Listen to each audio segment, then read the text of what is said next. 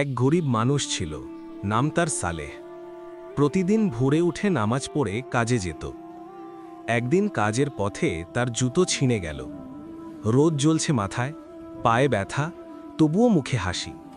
আল্লাহ যা করেন ভালোর জন্যই করেন। কিছুদূর গিয়ে দেখল রাস্তায় একটা সোনার রঙের ব্যাগ পড়ে আছে। ভেতরে টাকা নয়, ছিল একটা নামাজের টুপি আর একটি কাগজ।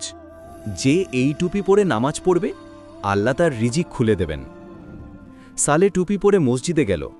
সেই দিন নামাজ শেষে ইমাম সাহেব বললেন, আজ এক দোকানে নতুন লোক লাগবে, যে নামাজ পড়ে তাকেই নেব। সালে হাসল। তার জুতো ছিঁড়েছিল কষ্টে, কিন্তু সেই কষ্টই তাকে পৌঁছে দিল রিজিকের দরজায়। কখনো কষ্টে রাগ করো না, কারণ সেই কষ্টেই লুকানো থাকে আল্লাহর রহমত। এই ভিডিওটা যদি তোমার ভালো লেগে থাকে তাহলে একটা লাইক দিও, আর নতুন ইসলামিক গল্প পেতে চ্যানেলটা সাবস্ক্রাইব করতে ভুলো না। আল্লাহ হাফিজ।